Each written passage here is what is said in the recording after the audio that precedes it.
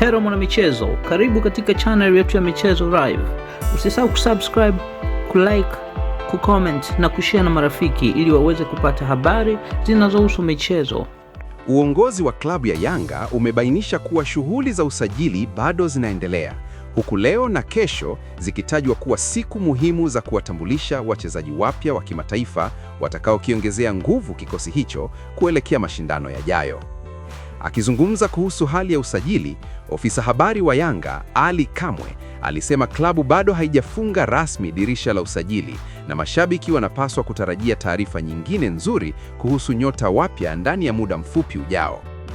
Kamwe alifafanua kuwa uongozi wa klabu umejipanga vyema kuhakikisha timu inaimarika zaidi kwa kulenga kuongeza wachezaji wenye uzoefu wa kimataifa na uwezo mkubwa ili kufanikisha malengo ya klabu kwenye mashindano ya ndani na ya kimataifa.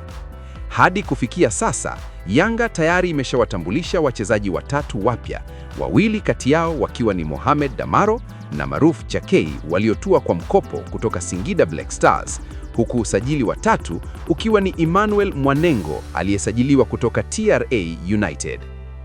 Kwa mujibu wa Kamwe, mchakato wa kuwasajili wachezaji wazawa tayari umekamilika na kwa sasa klabu inaelekeza nguvu zake zote katika kusaka nyota wa kigeni wanaotarajiwa kuongeza ushindani na kuinua kiwango cha kikosi cha wananchi. Hatujafunga dirisha la usajili bado. Tunatarajia kuwatambulisha wachezaji wengine wawili, kama sio leo Jumatatu, basi kesho Jumanne. Kwa upande wa wazawa, tayari tumekamilisha kila kitu, alisema Kamwe. Asante kwa kutufuatilia mpaka mwisho.